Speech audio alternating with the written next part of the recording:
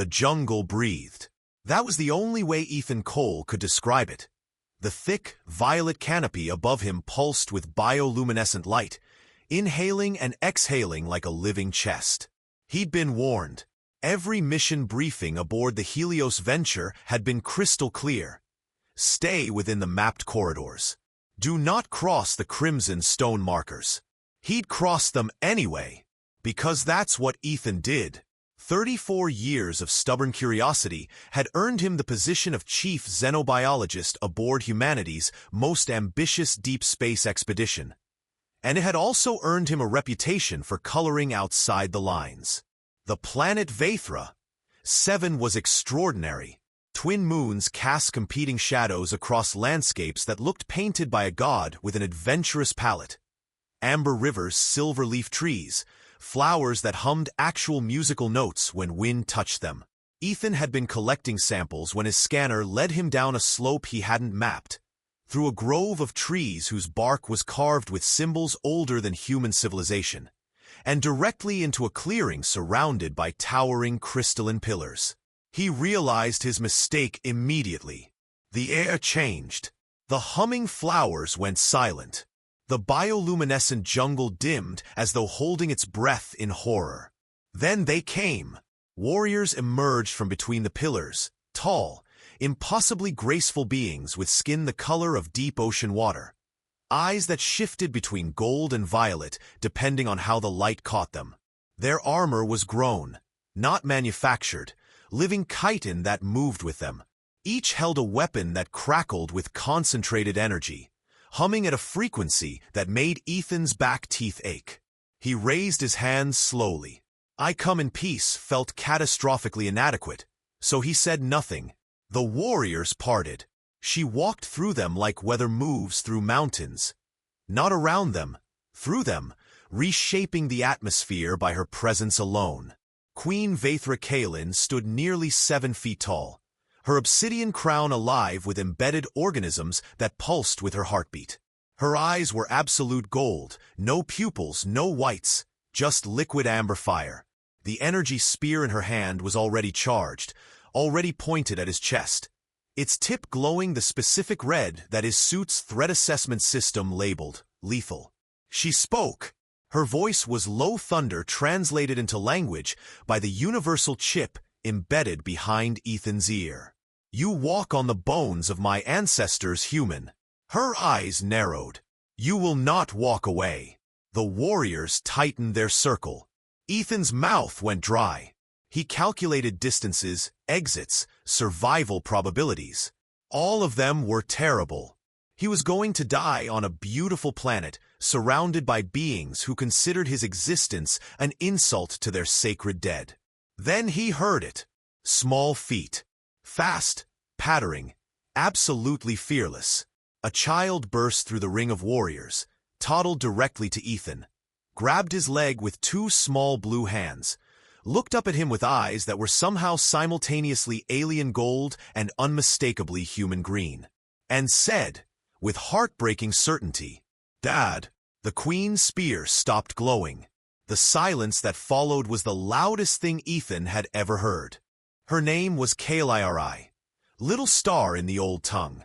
She was 3 years old by Vaethra's calendar, which translated to approximately 18 months in Earth time, though she stood and moved like a child of 4. She had her mother's oceanic skin, her mother's pointed ears, her mother's regal posture. But her eyes were a genetic impossibility, green gold, human alien.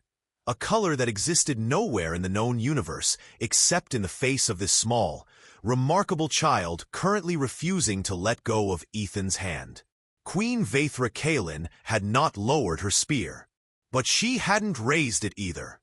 "Explain yourself," she said. The words were directed at Ethan, but her golden eyes were on her daughter. "I genuinely cannot," Ethan said, because lying to a woman holding a lethal energy weapon seemed unwise. "I have never been to this planet before today. I have never met you before today. I don't understand what's happening. And yet my daughter knows your face. She's barely 2. How does she know anyone's face?" A warrior stepped forward, pressed a device to Ethan's wrist before he could pull back. It beeped, ran something, beeped again. The warrior brought the reading to the queen. Vaethra looked at it for a long moment. Something passed across her extraordinary face. Not softening exactly, more like a crack appearing in stone. "Blood cannot lie," she said quietly, almost to herself. She gestured sharply. The warrior stood down. Not entirely, but enough. She turned and walked toward the largest of the crystalline pillars, which Ethan now realized was not a pillar at all, but a doorway. "Come," she said. "Both of you." Inside, the architecture was breathtaking. Chambers carved from living crystal that hummed with stored light, hanging gardens of plants that grew in geometric patterns, water flowing upward along the walls in direct defiance of gravity.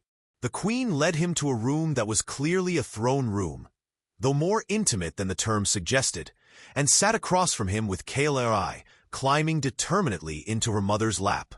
The queen stroked her daughter's hair, a gesture so human that Ethan's chest tightened unexpectedly.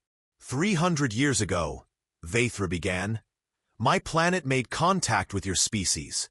Not officially, covertly, a program, conducted by scientists on both sides who believed the future of the galaxy depended on compatibility between our peoples.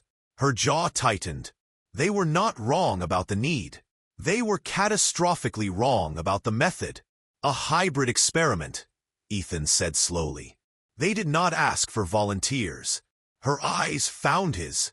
They used preserved genetic material from donors who gave no consent. The program was destroyed when it was discovered, but not before. She looked down at her daughter. Not before one succeeded. Ethan felt the floor tilt beneath him. My genetic material, extracted from an ancestor, stored, used. Her voice was carefully controlled anger. You are not the man who was taken from. You are his descendant, and whatever they did, whatever they engineered, she recognizes the bloodline.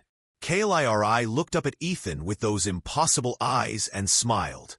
Something in Ethan Cole, who had never wanted children, who had chosen the stars over every relationship he'd ever had, who prided himself on emotional self-sufficiency. Something in him quietly and irrevocably broke open. She's mine, he said. Not a question. She is mine, Vaethra said sharply. Then, after a pause that cost her something. But yes, also yours. That night, in the guest chamber they gave him, watched by 6 armed warriors, Ethan lay staring at crystal ceilings and understood that his life had just divided cleanly into before and after. Morning on Vaethra, 7 arrived in thirds. The first moon set, the second rose, and for 40 minutes the sky was a color that had no name in any human language. Ethan spent those 40 minutes watching Kali chase luminescent insects around the garden, while her mother pretended not to watch him watching her daughter. The queen sat at a low table covered in documents. Actual physical documents, pressed fiber from some plant, covered in script, and held a cup of something that smelled like cinnamon translated into another dimension. You're staring, Vaethra said without looking up. You're beautiful, Ethan said, because scientists were trained to report accurate observations. The queen looked up then. Her gold eyes moved over his face with an assessment that was thoroughly unsettling, not because it was hostile, but because it wasn't. That is an inappropriate statement for your situation. My situation being prisoner? My situation being that you've complicated everything I understood about my life and my daughter's life within the span of one afternoon. She set down her cup. And my situation being that I find that statement less unwelcome than I should. The moment stretched between them like something delicate and dangerous.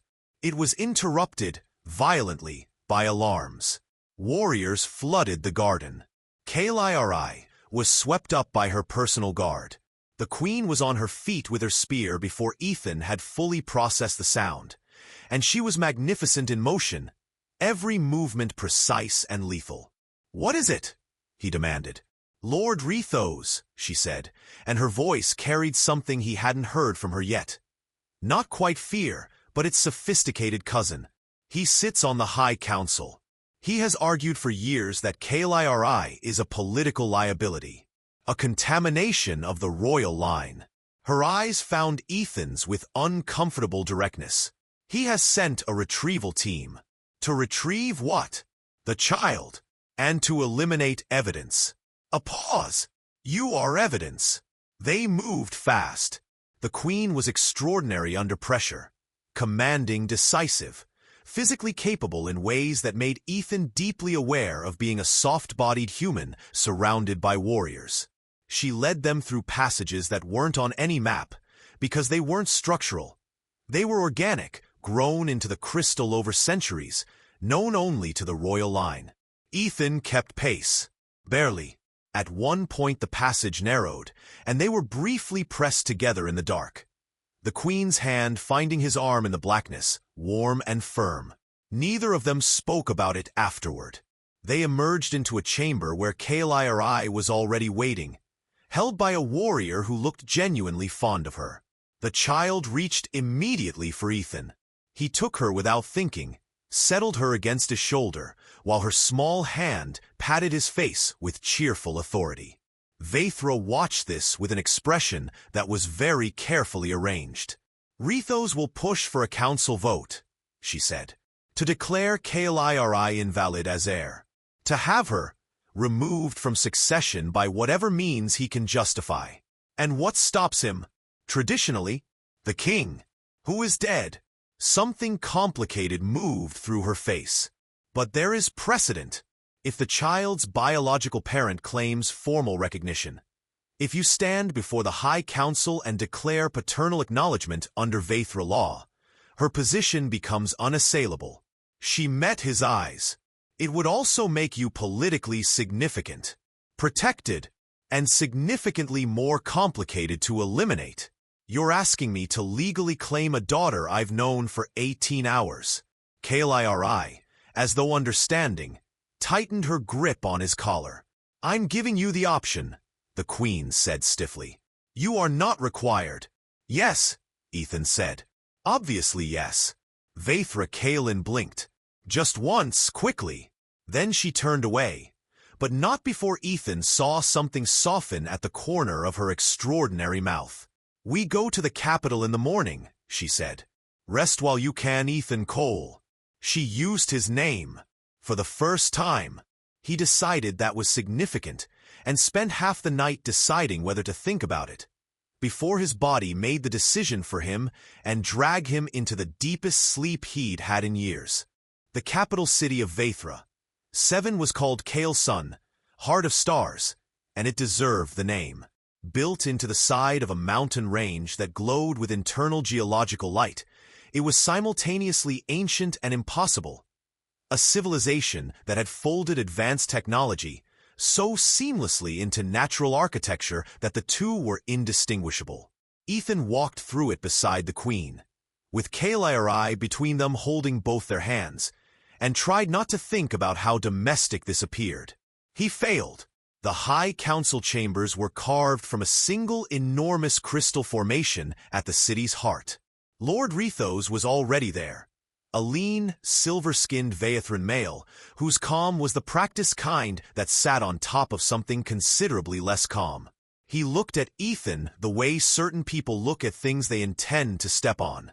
"Bringing the human to council," Rethos said pleasantly. "Bold, my queen." "I am frequently bold," Vaethra replied.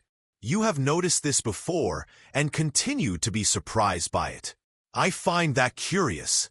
The council session was brutal and beautiful. Vaethran political debate was apparently conducted with the same precise energy as their warfare. Every word a calculated strike, every silence a tactical retreat.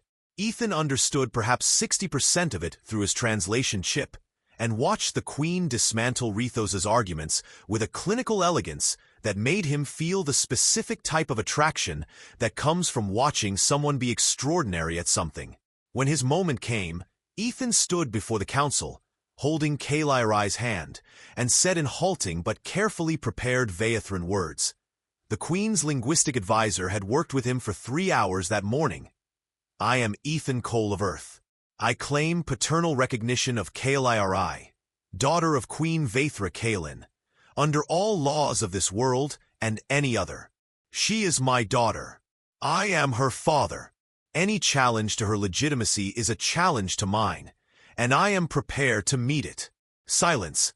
Rithos's pleasant expression didn't change, which meant it changed completely.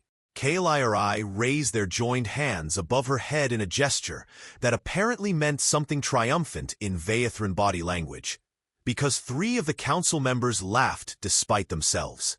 That night, the Queen came to his chambers. She didn't announce it.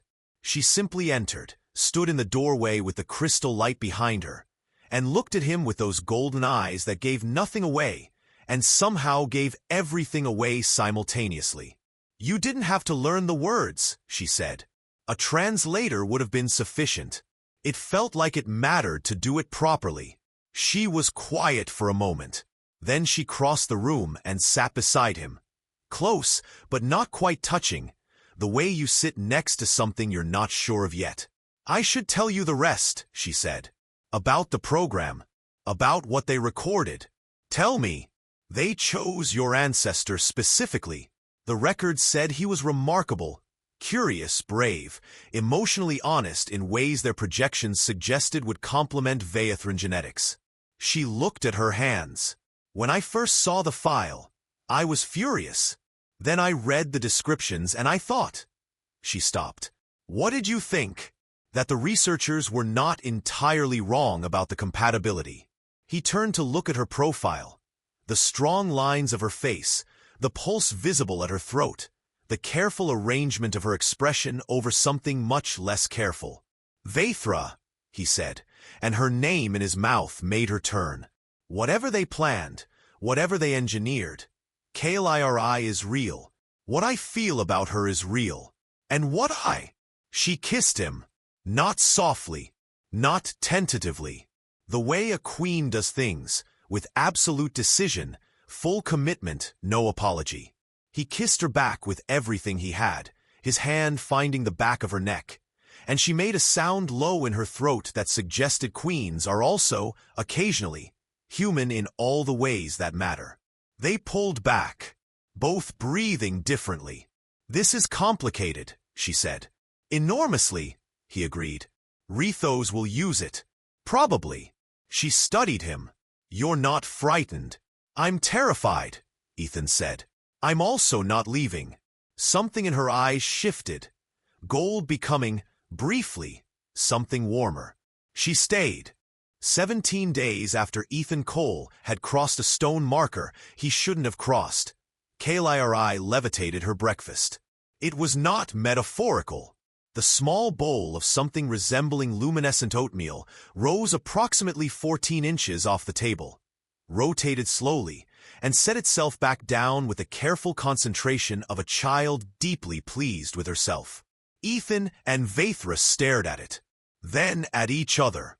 Human children cannot do that, Ethan said. Vaethran children cannot do that either, Vaethra replied. Not at this age. Not without training. A pause. Not ever, actually. Not the rotation. Kael'Iri looked at them both with her impossible green-gold eyes and said, very clearly, again? The bowl rose again. In the weeks since the council session, things had shifted. Not simply. Nothing about their situation was simple, but genuinely. Rithos had retreated to plan differently, which was more dangerous than his direct approach. The Helios venture had been contacted. Ethan's situation explained in the most diplomatic terms his captain could manage while clearly having an aneurysm. A tentative, historic communication had been opened between Earth authorities and the Vaethran High Council, and Ethan had learned to navigate a palace, a child's bedtime routine, and the complicated topography of a queen's trust.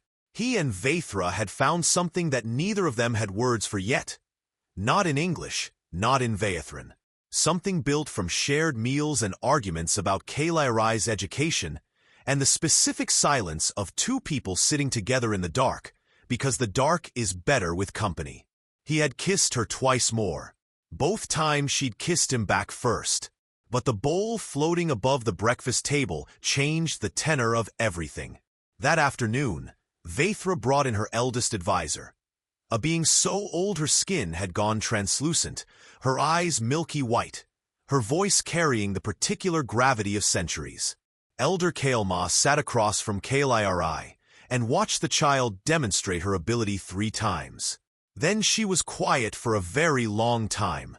"The old texts speak of this," she finally said. "A merging. When 2 species separated by stars but connected by origin produce a child, and that child carries the synthesis." She looked at the queen. "It was believed to be myth." "What does the myth say?" Ethan asked. The elder looked at him. Really looked, the way very old beings look at people, through them rather than at them. That the star child would come in a time of fracture. That she would carry the capacity to communicate across species in ways no translator can replicate. Not words. Something deeper. She turned back to Kailai. "She doesn't move objects, young father. She moves connection." The bowl responds to her because everything in this room is resonating with her. Ethan looked at his daughter. She was attempting to levitate her spoon now, tongue between her teeth in concentration. Vaithra's hand found his. He turned it over and held on. "Rithos has called an emergency council session." A warrior appeared at the door to report. "He's presenting evidence of the child's abilities as grounds for." "Tell the council we will attend," Vaithra said. Her voice was the full queen now, granite over fire. "Tell them to prepare for a different conversation than the one Rithos intends." She looked at Ethan. "It will not be safe," she said quietly. "Show me the parent of a remarkable child for whom anything is safe," he said. Something that had been almost a smile for 17 days became an actual one. Brief, brilliant, transformative. He understood suddenly why her people called the capital Heart of Stars. Some things burn at the center of everything. They walked into the council chamber together, Kailai between them, holding both their hands. The child looked up at the assembled council members, at Rithos with his careful, pleasant expression, at the crystalline walls and the ancient carvings and the weight of centuries pressing down on this room. Then Kailai did something she had not done before. She sang. One note, pure and strange, neither human nor Vaithran, but somehow both. The crystal walls caught it and amplified it and translated it, and the air in the chamber filled with something that wasn't quite emotion, but was the raw material from which all emotion is made. Every person in that room felt, for exactly 11 seconds, what it was like to be understood completely. Rithos sat down heavily. His carefully pleasant expression was gone. What was underneath, it was simply a very old being who was frightened of a future he couldn't control. And for 11 seconds, everyone in that room knew exactly how that felt, and found it familiar, and found it human. The vote, when it came, wasn't close. Afterward, in the garden under Vaithra VII's twin moons, Kailai fell asleep between them on a blanket while the bioluminescent flowers hummed their quiet music. Ethan lay looking at stars that weren't the stars he'd grown up with, and felt more located than he ever had in his life. "She's going to terrify people," he said. "She's going to unite them," Vaithra said. "There is a difference." He turned his head to look at her. She was already looking at him, gold eyes steady and warm, and, finally, entirely unguarded. "I came to this planet for samples," he said. "Soil compositions, atmospheric data. And instead," he looked at his daughter sleeping between twin moons, at the queen beside him who had pointed a spear at his chest and then, improbably, let him close enough to matter. "Everything," he said. "I found everything." Vaithra Kaelin, Queen of Vaithra VII, reached across her sleeping daughter and took the hand of a human explorer from a small blue planet 4 star systems away. Above them, Two moons held their sky together. Below them, one child dreamed of songs that would someday teach a galaxy what it meant to belong to each other. The stars, as always, were patient.